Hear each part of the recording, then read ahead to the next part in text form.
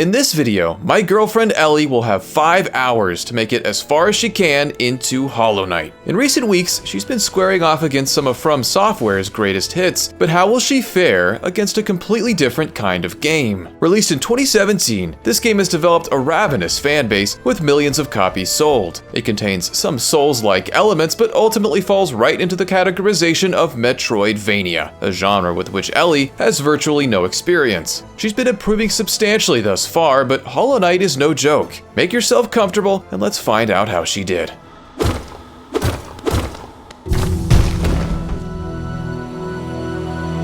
As Ellie began the game, the shift in perspective was what immediately struck her. Gone are the twisted polygonal realms of Lordran or Yharnam, replaced with a hand-drawn 2D world ripe for exploration. This dimensional subtraction carries huge ramifications that I think we'll see throughout Ellie's playtime. I played through Hollow Knight a few years ago, so I don't remember much about it and was excited to have my memory jogged. I was struck by the immediacy of the game, relative to what we've had Ellie play thus far. As soon as she gained control, she proceeded down a linear hallway that taught her how to jump and attack enemies. Like any good game, Hollow Knight was presenting these mechanics to her in relative safety. For example, this small gap forced Ellie to jump over or out of it, but there was no consequence for failure. She just wouldn't be able to proceed until she figured out how to jump. Of course, this was simple for her to achieve, but shortly after this section, she encountered a passageway that traveled upward. This section requires the player to hold the jump button down in order to execute a higher jump. Ellie didn't realize that such an act was possible, so she was struggling to reach the platforms. This is another great example of something that more experienced gamers completely take for granted. My gaming instinct would immediately compel me to hold down jump to see if I could leap higher, but without having played so many 2D platformers, how would you know to try? The game didn't explicitly tell Ellie what to do, so she started tapping the jump button in more rapid succession, suspecting that she could pull off a double jump. At this point, that wasn't possible, so she kept experimenting until she realized what she was supposed to do. Again, this is textbook game design at work. Present the player with a safe space that they can't go beyond until they learn and execute a particular mechanic. This was ultimately a quick moment, but one that I found fascinating to watch. From there, Ellie continued on and encountered some more explicit tutorials, something I think she appreciated. She learned a vital mechanic that allows you to channel energy acquired through fighting enemies into health. This means that, unlike Dark Souls, for example, Ellie would be able to constantly refill her proverbial Estus flask, as it were. As long as you can find more enemies to fight, you can push onward without having to worry about returning to a safe zone to refill your health. Of course, in order to make full use of this system, you need to become proficient at combat, something that requires a good bit of practice. Out of the tutorial area, Ellie discovered Dirtmouth, or Dirtmouth, I'm just gonna say Dirtmouth, a quiet town that serves as a hub of safety. From there, she delved into the Forgotten Crossroads, the first real area of the game. At this point, the player is granted a pretty hefty amount of freedom, able to travel in any number of different directions. This is par for the course when it comes to Metroidvanias, and Ellie seemed determined to explore each path as thoroughly as she could. It became clear quickly how different the cadence of combat is in a game like this relative to Dark Souls or Bloodborne. In those games, Ellie was struggling to balance offense and defense, but in Hollow Knight, aggressive play is encouraged more than ever. Unlike From titles, a lot of these enemies don't feature attack patterns that you need to memorize in order to effectively dodge. Take this early crawling enemy, for example. As long as you attack quickly enough, you can kill it before it's even able to reach you. Beyond that, each hit knocks the enemy back, extending your window of safety. This meant that Ellie didn't need to worry about evasion as much as she had previously. She was still taking damage, but it was clear that this style of combat was more well suited to her, at least off the bat. As she was exploring, I was reminded how stunning the world of Hollow Knight is. It's a beautiful game, and Ellie noted while playing that she preferred this world to anything that she'd played thus far. Before too long, she suffered her first death and was sent back to Dirtmouth. Just like in a Souls game, the player has to return to where they died in order to reacquire their currency, known as Geo in Hollow Knight. In this game though, you have to actually kill a shadow version of yourself in order to get it back. Ellie eliminated her dark doppelganger and pressed onward. She poked around the Forgotten Crossroads, familiarizing herself with the area, and at one point fell down a huge shaft. This led her to the Mapmaker, a charming NPC that will provide you with area maps for a small fee. Unable to afford one, Ellie moved on but made it a goal to return with the 30 Geo required to make the purchase. She continued on to discover new enemy types and became more familiar with the Protocol of Death. She quickly accrued more than enough Geo for a map and upon doing so, returned back to the Mapmaker to claim her prize. The map is nice to have, but you can't actually see your location on it without purchasing the much more expensive compass from the Mapmaker's wife. Ellie made a mental note note to work towards getting it and moved on to continue exploring. Despite continuing to die, Ellie was clearly developing a feel for the game and seemed to be picking it up faster than anything she'd played thus far. I think the 2D perspective removed a layer of complexity that made the game a lot more digestible for her. That's not to say that she couldn't manage with the 3D games, she absolutely could, but she seemed much more natural with Hollow Knight much more quickly. After some more exploration, Ellie stumbled onto a stag station, Hollow Knight's form of fast travel. Thankfully, she had enough Geo to afford it and was curious enough to buy it. When she realized what it was though, she was confused as to its value. I encouraged her to use it just to fully understand what it did, and once she popped back into Dirtmouth, she grasped that such a system meant that she could eliminate backtracking as she traveled deeper into the game. She also rested at a bench near the station, which meant that she'd now respawn there when she died, instead of all the way back at Dirtmouth. After some more time pushing even deeper into the crossroads, Ellie discovered her first boss, Gruz. This enemy possesses 2 attacks, a targeted lunge towards the player, and a reckless bounce attack that covers the entire battlefield. The latter move requires a keen sense of timing from the player in order to avoid it. In general, this is a battle that demands frequent movement. Since she'd rested at the new bench, Ellie was placed pretty close to Gruz, so she started traveling straight back to her after she would die. She attempted the fight quite a few times, but before she could emerge victorious, Hour 1 had drawn to a close.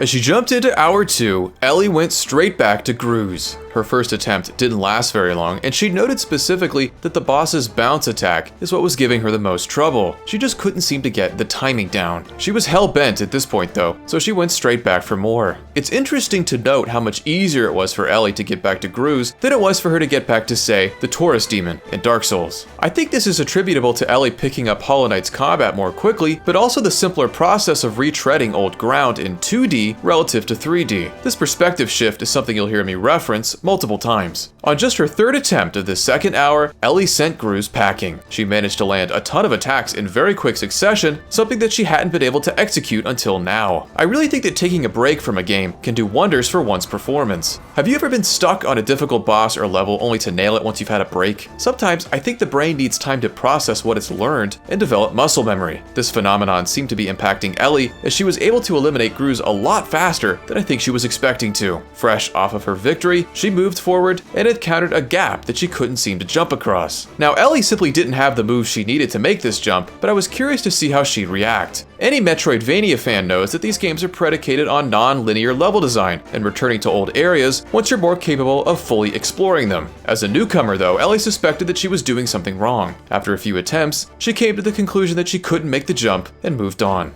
Ellie continued to explore the Forgotten Crossroads, occasionally dying at the hands of an enemy. She was able to reliably deal with most of the standard combatants, but she was struggling a lot with enemies that were airborne. Ellie had acquired a map of the area, but it doesn't show everything right off the bat, and more importantly, doesn't show where you are in the area. Ellie still hadn't purchased the compass, and because of this, was finding the map to be pretty useless. It reminded me that exploring a non-linear 2D space can actually be a lot more confusing than one in 3D. A lot of the rooms inevitably end up looking the same, and with as many of them as there are, it's hard not to get lost. It's an interesting shift in cadence relative to our previous videos. In Dark Souls and Bloodborne, Ellie pretty much always knew where she was headed and would rarely reach a new area to explore. Here in Hollow Knight, figuring out where to go was becoming an enemy in its own right. At one point, she stumbled onto what she thought was a boss and was swiftly killed, but continued to return, thinking that she had to defeat it. It was dealing so much damage though that I think Ellie assumed she was barking up the wrong tree. She decided to head back to Dirtmouth and re-examine the shop. The most expensive offering is the aforementioned compass that enables you to see where you are on the map. Given her navigational challenges, Ellie was particularly compelled by this, but couldn't afford it. She continued poking around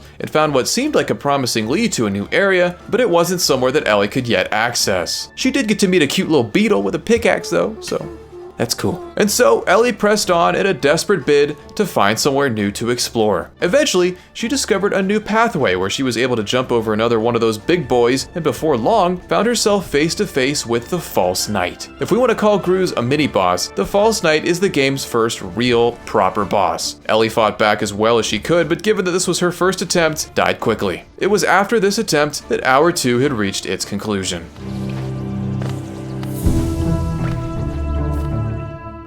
There was a pretty decent gap between us recording Hours 2 and 3, which meant that Ellie was a little disoriented as she jumped back into the game.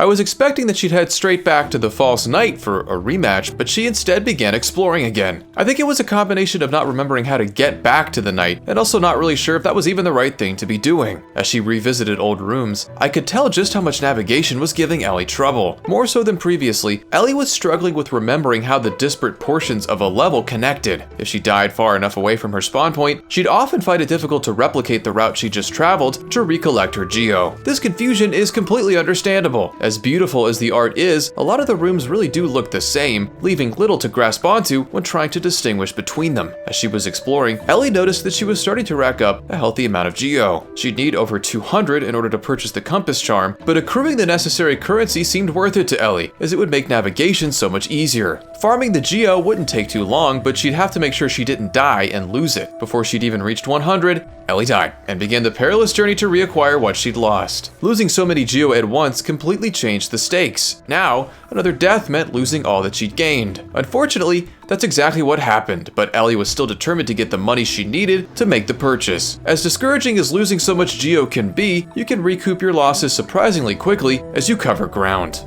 Ellie was no longer aimless, as she'd set her sights on getting as many geo as she could ASAP. The mission started out slowly, but she soon found herself in a room with breakable stones that contained about 15 geo apiece. Poking around quickly netted her over 150 geo, the most she'd ever had at once. From there, dispatching some additional enemies pushed her over 200 and just about enough to make the purchase. The catch, of course, was that she now had to return safely to Dirtmouth to acquire what she needed. The pressure mounted as her health depleted. She tried to remain calm as she traversed, but sadly, one bad fall resulted in death. As frustrating as that was, Ellie didn't have time to dwell, as she now had to get back the geo before she died again. The hunt was on. After a few minutes, she made it back to her spirit, but it was next to multiple flying lightning bug looking things, the enemy that had given Ellie the most trouble up until this point. She swiftly reclaimed her spirit and got the hell out of there before the enemies could take her down. With over 250 geo, Ellie was loaded and set off to escape before any other deaths occurred. This time, she managed to pull it off. Back up above ground, Ellie bought the Wayward Compass.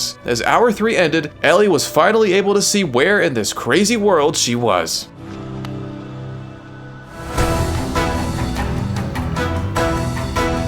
Ellie transitioned into Hour 4 feeling much more assured in her travels. I loved watching her play during this section, as it illustrates how one small mechanical shift can completely alter how someone plays a game. Because Ellie could now see her positioning on the map, she was constantly pulling it out for examination each time she entered a new room. Before, the rooms of the map amounted to little more than similar looking shapes, but now Ellie could begin connecting each room on the map to its actual counterpart. This immediately made traversal less confusing for her, but more importantly, it made exploration more fun. Her gameplay became more adventurous and experimental, as she knew she'd have a much easier time getting back to where she was before without getting lost. Stuff like this is just so incredibly fascinating. Every little decision that a developer makes can have massive ramifications on the player. After poking around a bit more, Ellie opted to head back for the False Knight. Without the compass, she was struggling to return to the arena, but now she could get back without issue. It had been a few days since she'd attempted the fight, and it was only her second attempt, but Ellie managed to survive for a good bit of time before she was taken down. Now that she had the compass, she began heading straight back for a rematch each time that she died. On her next attempt, she managed to expose the False Knight's weak point, but died shortly thereafter. Still, her improvement was clear. As she continued to spar, some attempts were better than others. Any of you who have contended with a formidable boss know that the journey to defeating them can be non-linear, to say the least. Sometimes it feels like victory is just within your grasp, and other times, not so much.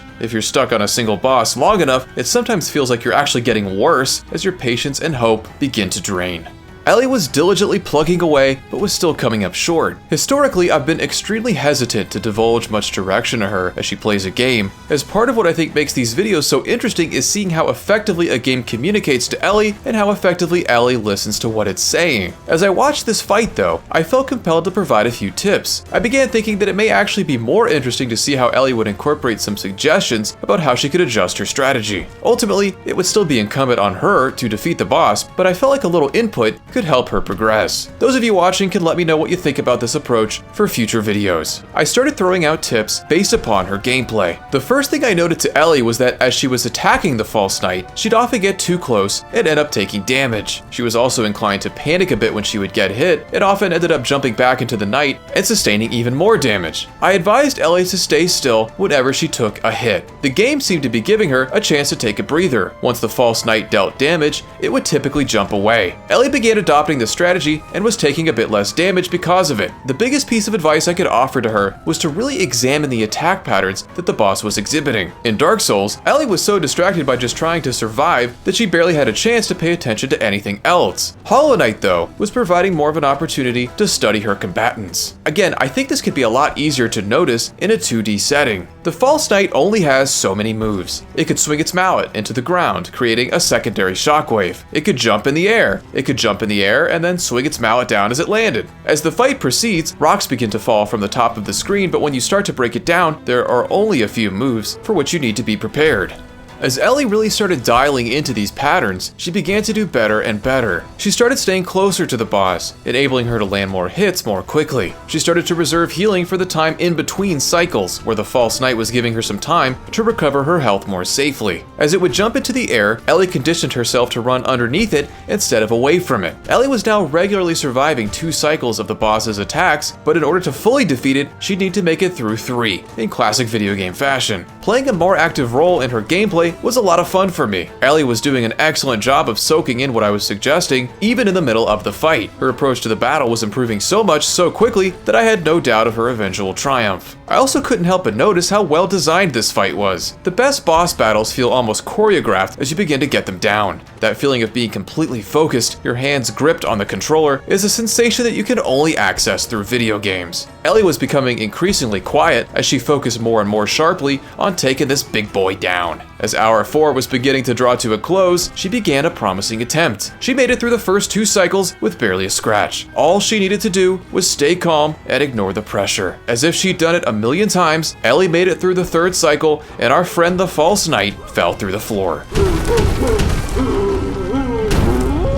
Stunned, Ellie dropped down and gave him one last walloping.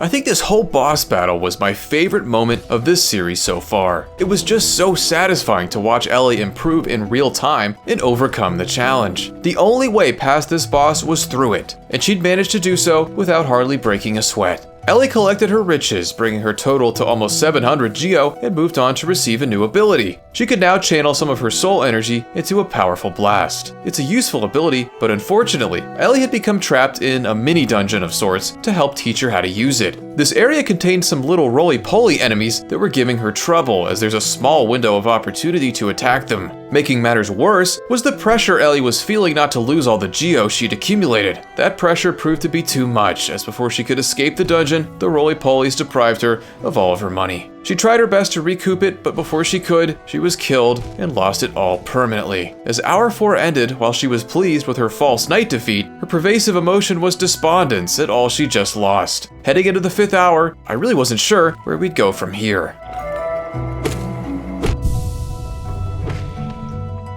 As we begin Hour 5, you may notice that Ellie isn't in the dungeon anymore. That would be because I messed up the capture, and we didn't get that part. I know, I suck.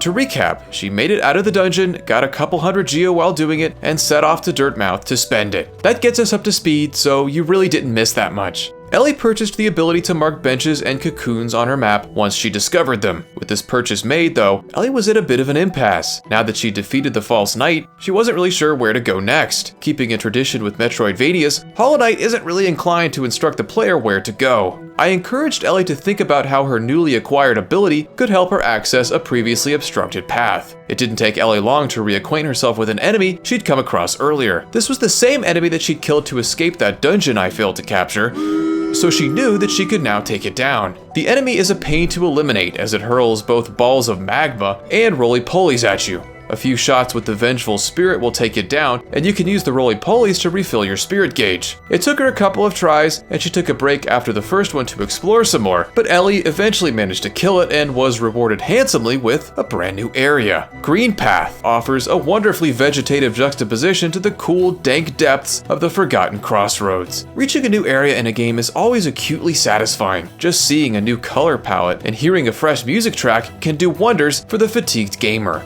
Ellie took to the new zone immediately, and while she familiarized herself with the enemies, I inquired as to her thoughts on Hollow Knight as a whole. Despite having to push through 62 deaths, Ellie said that this was her favorite game she's played for this series so far, which really didn't surprise me. Sure, she struggled at times, but Ellie picked this game up much more easily than either Dark Souls or Bloodborne. The combat is just a lot simpler to wrap your head around. If there was one element that really gave Ellie trouble here, it was navigation and grasping her place in the world. While exploring, Ellie managed to find the map maker once again and purchase the map for Green Path. As our journey with Hollow Knight came to a close, Ellie seemed primed to succeed with further play. For now though, we're off to another land entirely.